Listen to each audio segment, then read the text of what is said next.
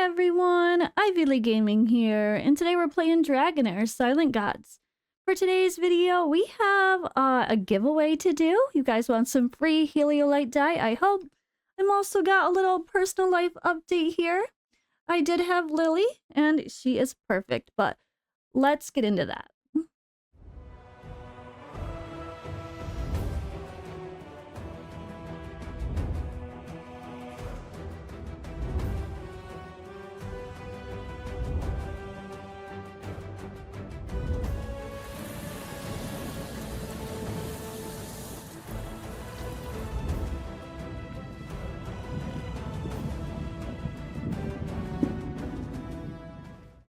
Alright, so for this video, I'm going to tell you guys how to enter my giveaway.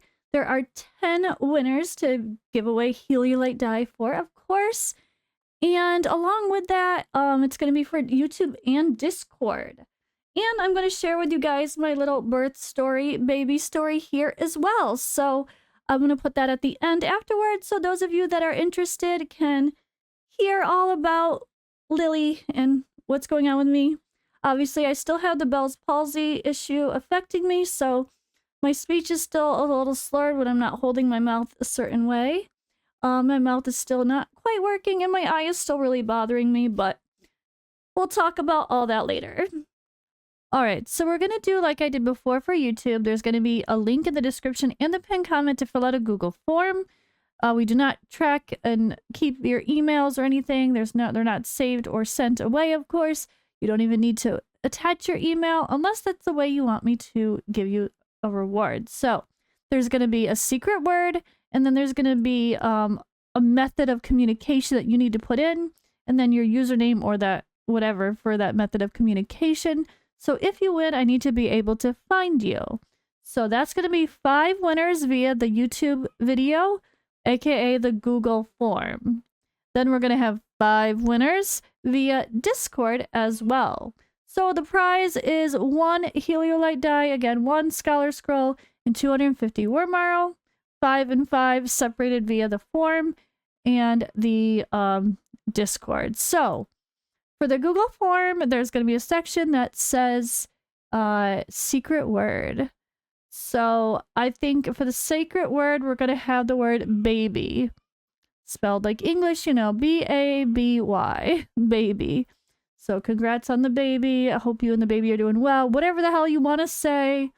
That's going to be... Wait, what am I saying? That's for comments. Ignore me. You just put the word baby in for the secret word. You don't need to comment, but feel free to comment because this is going to be a very personal video at the end here as well. So I'm going to share my story with you guys. And then... the other part is going to be Discord. So you can enter on the Google form and you can enter in Discord. But you can't win both because you can only use the code, one of the codes.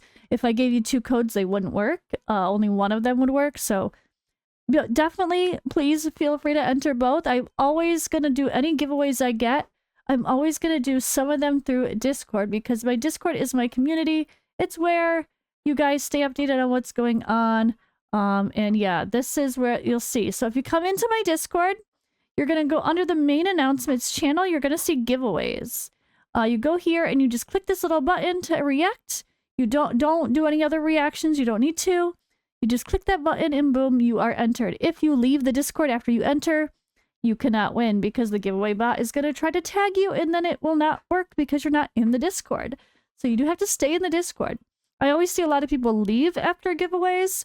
But I don't know why, because if you're here for a giveaway, I'm just going to do another one in a month or 2, or a month or less, hopefully, depending on how well Dragonheir gives us our rewards.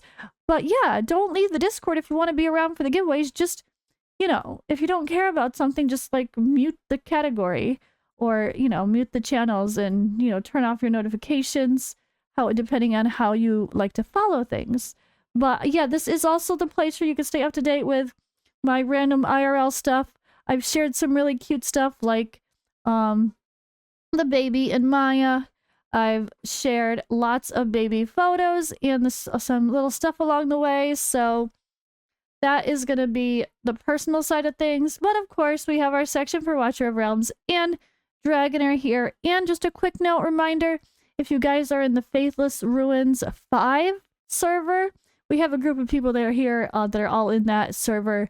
They have a alliance. Even if you don't even want to be in the alliance, you just want to hang out with people that are in the same realm as you, feel free to hang out and chat here. This is a very active group of people, and even if you're just on season 3 with the start, there's always people talking and giving each other advice and help and having fun. It's a really nice active crew, and yeah, I also made chats for each season so you guys can decide.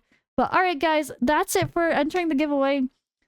Go do the things, and I'm gonna roll the personal stuff now. All right, so now on to the personal stuff. So this part of the video is going to be the same in both my Dragonheir video, and which is with my giveaways for Heliolite die, and my Watcher of Realms video, which is the one with the ancient summoning. So I am going to yeah, just put the same clips. So if you watched one of those, you can stop now. It's going to be the same information.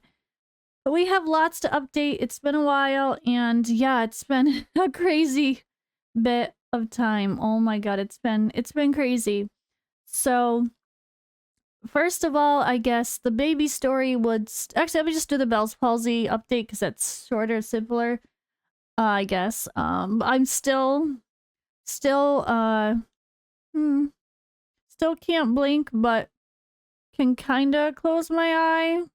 I can make it close or whatever, but this eye still does not blink. You can see it's still very droopy.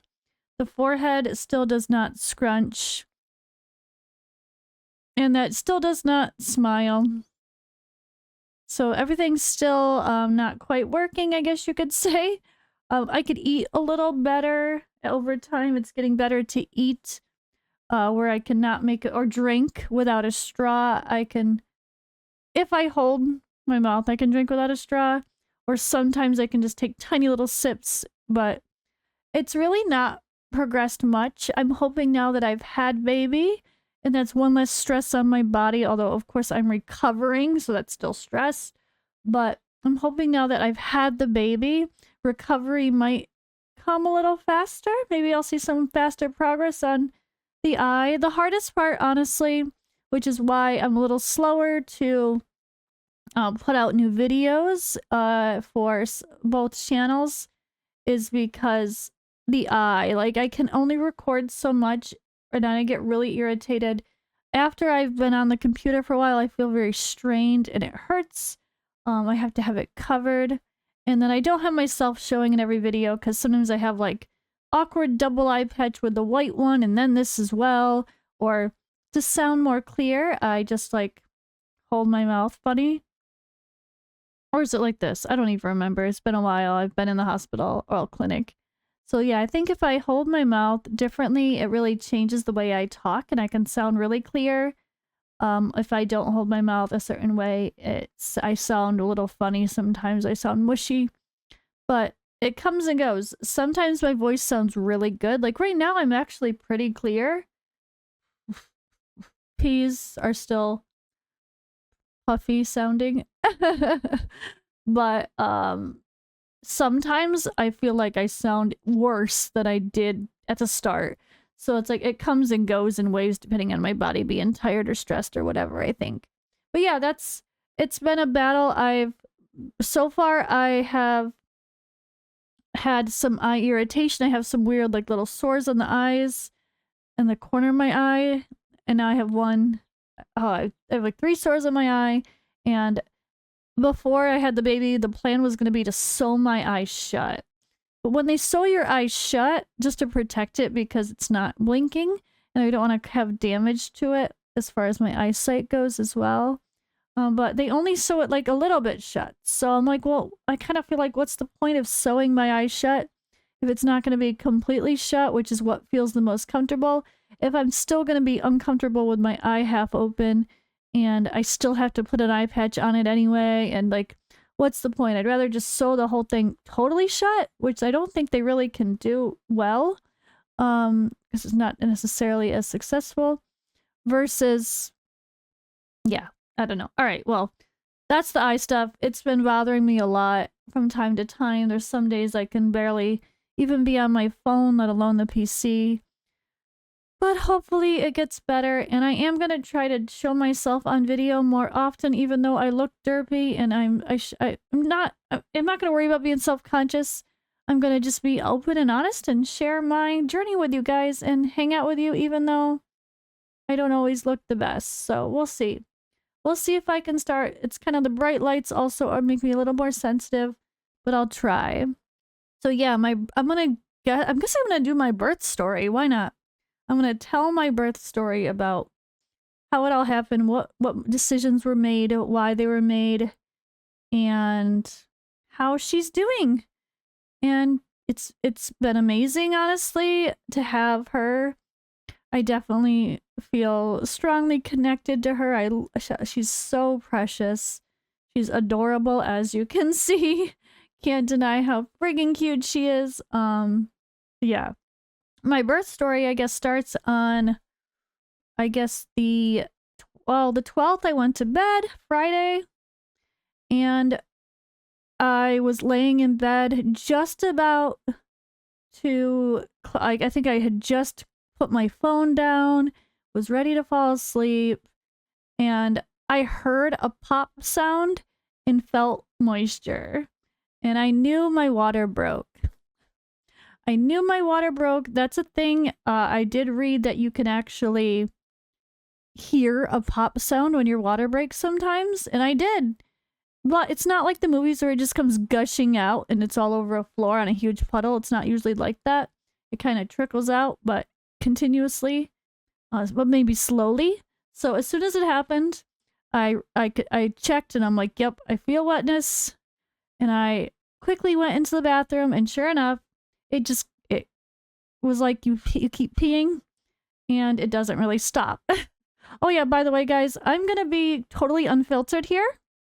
This is going to be saying all the details, gross or not gross, blunt or not blunt. I'm going to be very unfiltered, so yeah, just be prepared. I'm not TMI might happen. But that's part of motherhood, that's part of labor, that's part of all of this. And I don't think I could really get away with sharing a birth story without a little bit of TMI, honestly. So the water broke, and of course I did not panic, honestly, because I know how long labor takes. Like, usually you're in late, although usually I'm in the small percentage. 8 to 10% of people apparently have their water break before they're in labor. I had no contractions. I was not in labor yet before when my water broke. I don't even think I was not dilated. I was not contracting. I was completely normal. I mean, like, yeah, I was having some, like, the random Braxton Hicks contractions every day, which is always the case. But yeah, I'm one of those rare people that their water broke and then their labor actually started, which is, I guess, a good thing because then it progresses much faster and your labor's a lot shorter, supposedly. But yeah, we're going to talk about that. So I just, as soon as my water broke, I'm like, well, okay, I have to call the doctor. I have to wake up Odd One, my husband, Odd One Gaming. I had to wake him up. But I didn't do that right away. I repatched up my eye. I cleaned my eye. I did my eye patch. I got all that stuff sorted, and then I told him. So I was like, you know what? We can't just rush out the door anyway. I have to, let's pack my bag. Let's make sure I have everything we need for the hospital, the clinic, a private clinic that I went to, and then let's slowly leave. So I told him. He called the doctor. Of course, the doctor said immediately, yes, head to the clinic. Don't rush, but yes, head to the clinic. Because once your water breaks, the baby is now more vulnerable. You're more vulnerable to infection. So you need to go somewhere where you're going to be, you know, monitored. And things start happening a lot faster once the water breaks as well. So we get to the clinic, and the contractions are coming quick. Like, just on the car ride, which is like a 15-20 minute drive with no traffic, I was really noticing how fast the contractions were changing, and like they were happening more often, and they were hurting, of course, as well. But by the time I got there, they really started to hurt, and it didn't take long before I was really, really struggling to just deal with the contractions themselves. And so the first thing they did was put the like baby monitor on me, where they monitor the heartbeat and they strap a bunch of stuff to my belly. And that's what we did first, was just monitor the baby for like half an hour. I think we tried to just monitor the baby and my contractions at the same time. And they were getting really intense. They brought me into a room. After the doctor checked me, it was kind of like, yeah, you're like a centimeter dilated, but like maybe 2, whatever. Or it's like, I can't remember. It was not much. It was like, it was very early on. Like, you're just getting started. I think it was like 1 centimeter dilated, or like, yeah, he's like, okay, you just got started, so I'll come back and check with you in like an hour or 2. So I think we went to the room, and luckily I was able to go in there and just use my own private bathroom and breathe and try to deal with it. And my God, I couldn't handle it. They got bad quick. So by the time the doctor checked me again, we were at 3 centimeters dilated. That was it. I think that was after the 3 centimeters dilated point. I couldn't imagine handling much more pain, honestly. I couldn't. It was so much harder than I could have ever imagined, honestly. So much harder. I really, really, I feel like I went into childbirth, labor, all this stuff mentally prepared, knowing it was going to be like the worst pain of my life. I knew it. That wasn't scaring me. I knew it was going to be terrible. And I felt like I was prepared. I really did. But my God, it was just so much worse than I even thought it would be. And I was only just passing 3 centimeters dilated. And I was struggling so much. Like, I was just shaking every time I had a contraction. I was really having trouble taking deep breaths. And it was, yeah, it was just so much harder. I have so much respect, and I can't even imagine, like, for all the women going through, especially natural birth, all the way through with no medication. Oh my God. Like, I can't even, an unmedicated natural birth. I don't know how people do it. I don't know how people do it. Like, it was insane. And apparently I also, so it was so bad I was barely handling it. The nurses were trying to help me to breathe, but I was really struggling. They were monitoring the baby, and the doctor kept checking me, and I really started to bleed a lot too. That, like, from the cervix, just in the early labor. I don't know how far I got dilated before we kind of changed the plan, but so for one, the doctor kept checking me, and the baby's head was not in the right position. It was like face up, I think they said, and the face was not in the way they'd want it to be.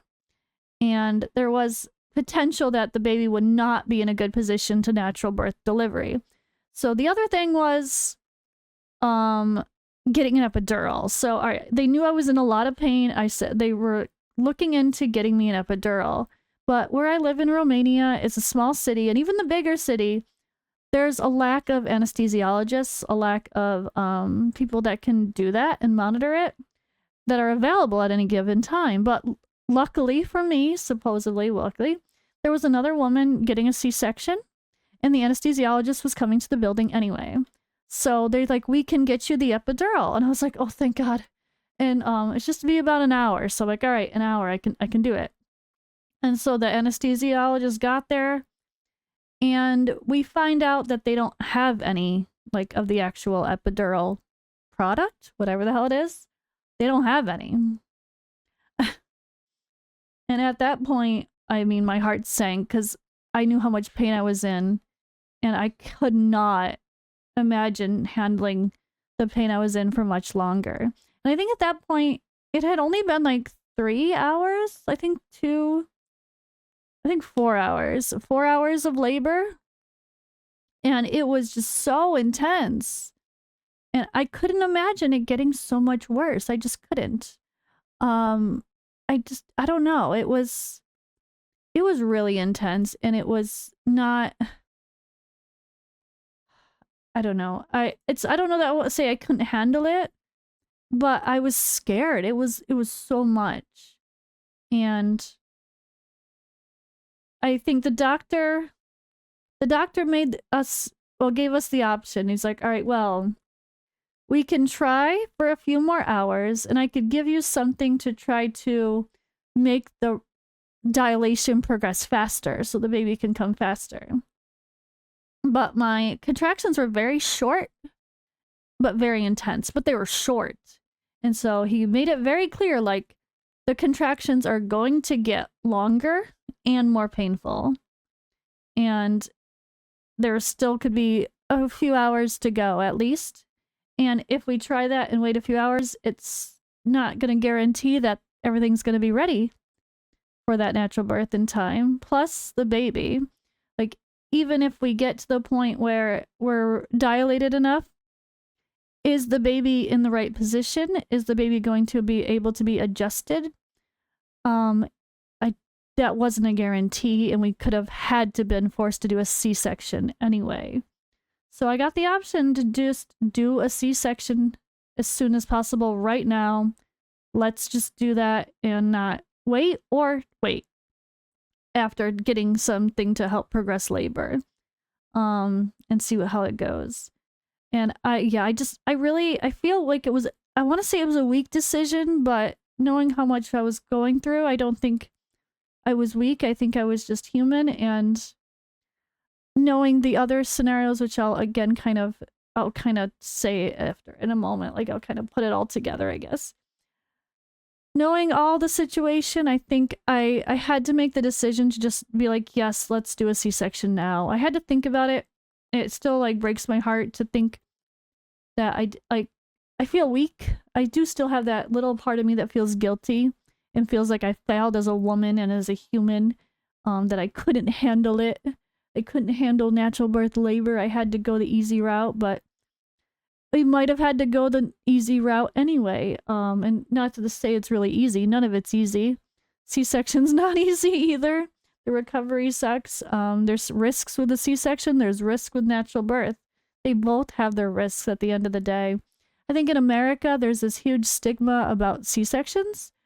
But luckily here in Romania, everyone was like relieved and happy when they heard I had a C-section instead. So it's really nice to feel like people supported the decision and understood it was the best one for my body. But I feel like in America, people would have judged me more, which you guys might be doing right now watching this video. So I made the decision to have a C-section. And so here's the other situations that I guess all the reasoning that I think justify it pretty well.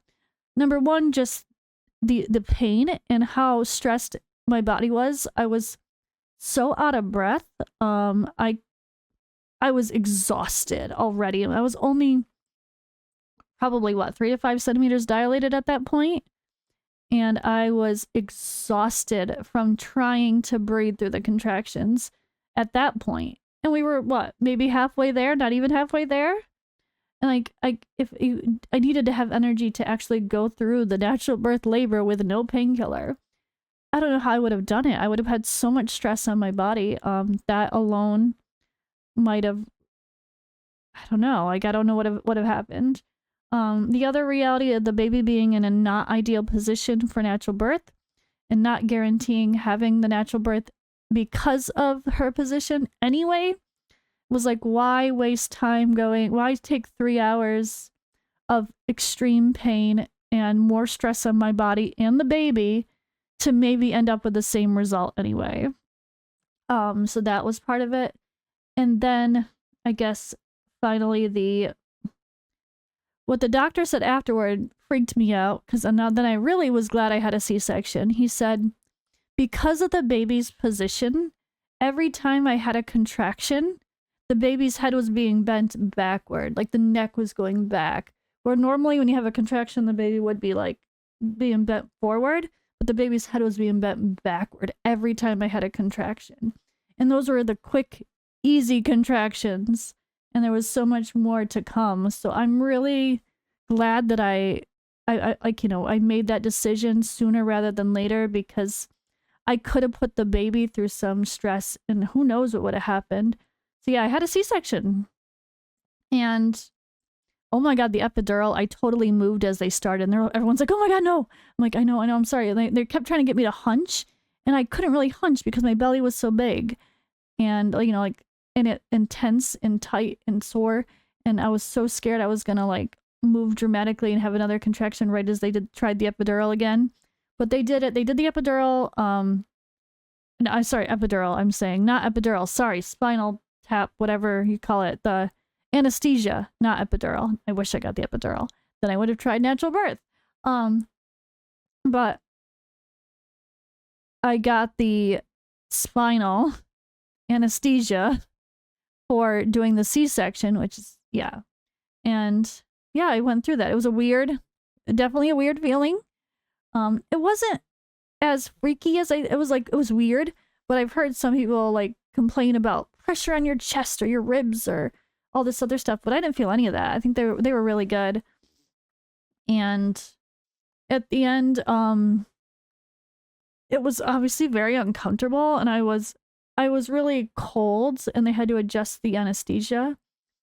And I think they gave me something to not be so they gave me something to not be cold and shivering because I was literally starting to shake because I was shivering. And obviously I don't want me shaking when they're cutting into me. So that like made me so sleepy. And they're like, you can fall asleep. It's fine. I almost fell asleep during my C-section, but I didn't want to because my arms were like almost like falling off. Like they were tied to the strap to the bed or the operating table, but I still felt like they kept falling off, and I didn't. And I also, you know, when you fall asleep and you like twitch, I did that like once, and I'm like, nope, I can't fall asleep because like, what if I dramatically twitch while they're cutting, and something happens? I'm like, no, I can't fall asleep. So unfortunately, even though that would have been an amazing time to sleep, I did not. But yeah, they got the baby out, quickly showed her where she's all cut, like when she was just straight from the belly, and then immediately they took her away. They cleaned her up, and then they put her against my face for like a minute.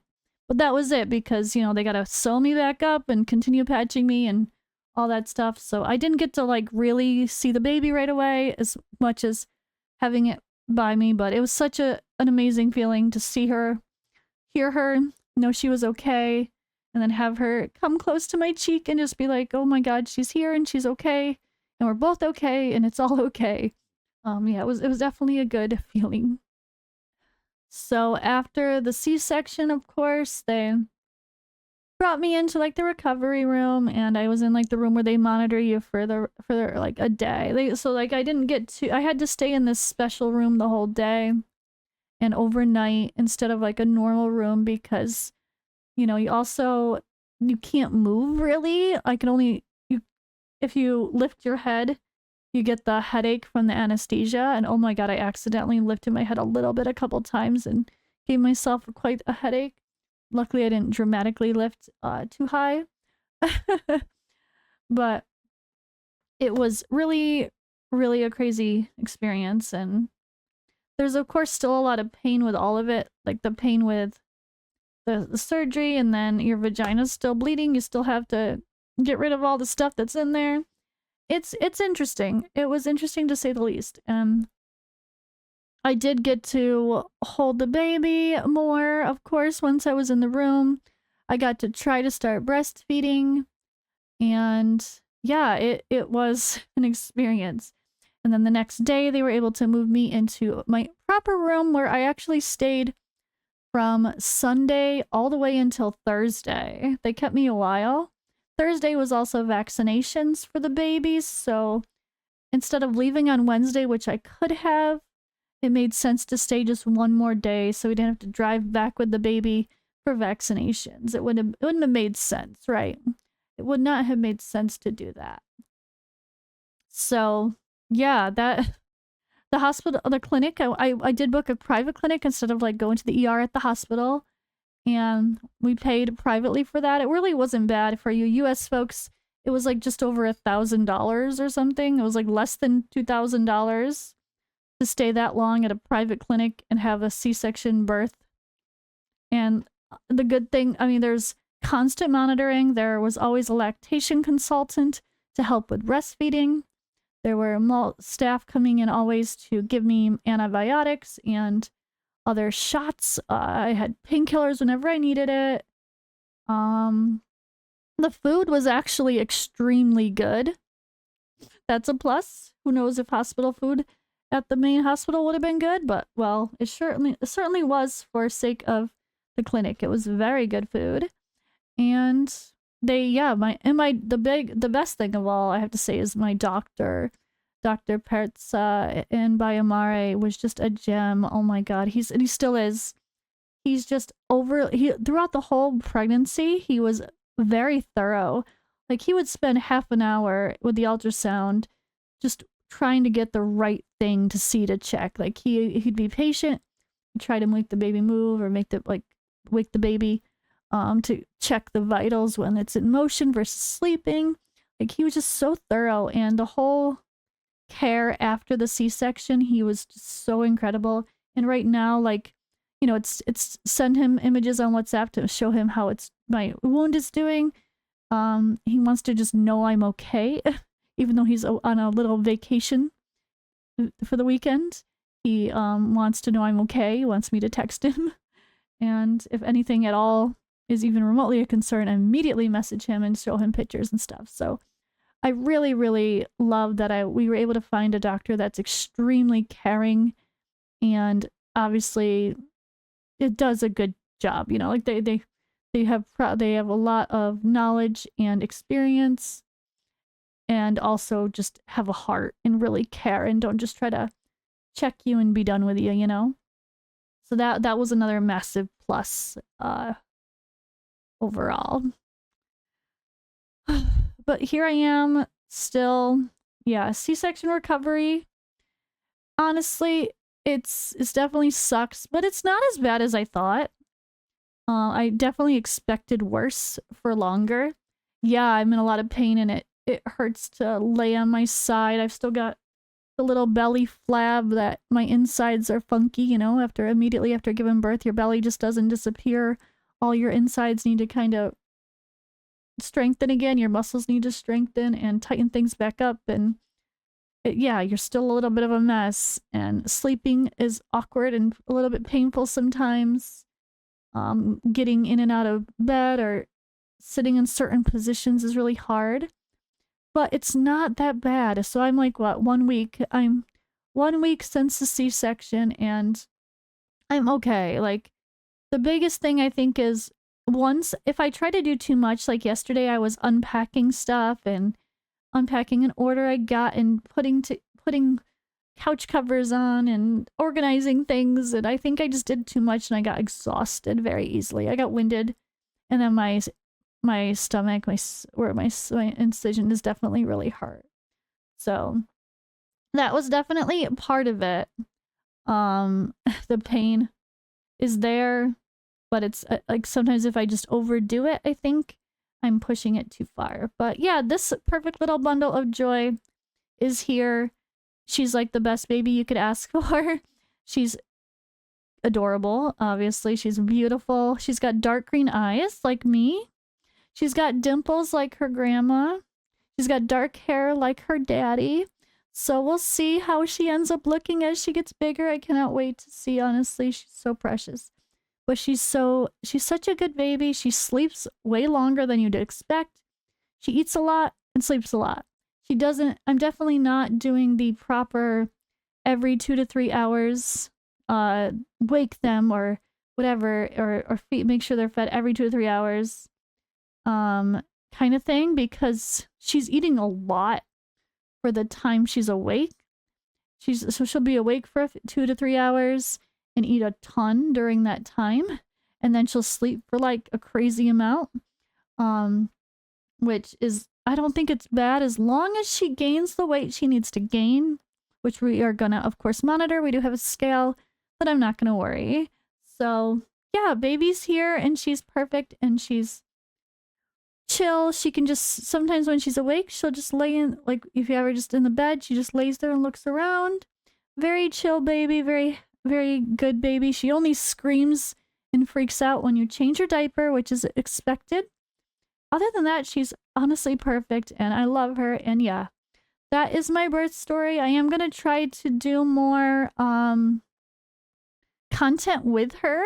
Like if I do summons, I'm going to try to let Lily bring the luck, which by the way, guys, even if you don't play Watcher of Realms, you might want to watch the video that I'm going to post, I think tomorrow. If you're watching this from Dragonheir, the Watcher of Realms video that I'll post tomorrow or the day after, probably on it for ancient summonings on the other main YouTube channel. I have Lily with me while I summon, and she's just so precious. She brought the luck. So she's definitely a good luck charm. She brought me luck for some Watcher summons, so maybe she'll bring me some luck for some Dragonheir summons as well, which I will be doing very soon because we have the event going on. So that's my big update. This was a long video. This was a long chat, but I really wanted to take the time to kind of share my story, and maybe other people will relate to it. Like I had Mortar Mike talk to me about, like, his wife had 3 C-sections or 2 or whatever it was, and he couldn't believe how much people judge her for it. It's like a lot of it's out of our control. Like, we can't make the baby be in the perfect position for a natural birth. We can't control the fact that our bodies are going through some stuff that might be dangerous for the baby or might be of concern. Oh yeah, speaking of my C-section, I forgot to mention that apparently I have a bleeding problem. I might have I don't know if it's something I need to look into, but I bled a lot. Like from my skin, from my whatever, bled a lot. So not only before during labor, but during the C-section, the doctor said I extremely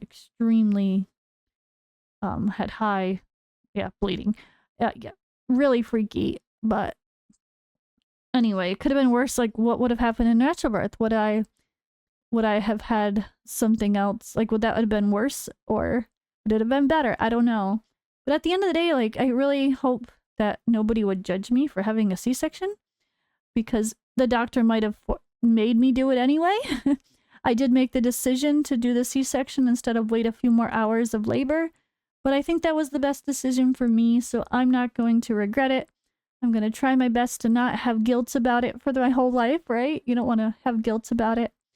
And yeah, we're going to enjoy our precious little bundle of joy. She is so perfect. And okay, if you sat here through this whole conversation, I appreciate you guys wondering what's going on with me and wanting to hear my story. But everyone's birth story is so different, and it's really interesting to see what people go through. And it really just makes you respect what a woman's body can do and how strong you have to be to have a baby. It's terrifyingly scary, painful, and my God, I just, have a lot of respect for every mama out there. And whether you have a C-section or natural birth, it's hard. It's a lot on your body, and I really hope people always respect, and I hope every daddy out there is understanding and as amazing as I am luckily with Odd One. He's just so perfect and helpful, and, you know, like, willing to do whatever he can because he knows I'm on full-time duty as mama. I don't get a day off, so he helps as much as he can, and he's been really good, I hope. And he obviously loves and respects what I went through, and he considers me a super mom. So that's good enough for me. All right, sorry, long video. And if you want to continue to see updates, I will always be posting in my Discord, probably in the IRL chat, when I have fun updates, silly videos, cute baby pictures, whatever. So that'll be where I post more often. And yeah, that's probably my Discord community is kind of the place. So yeah, join there if you haven't already and you want to see more of what's going on. And other than that, I'll see you in the next video.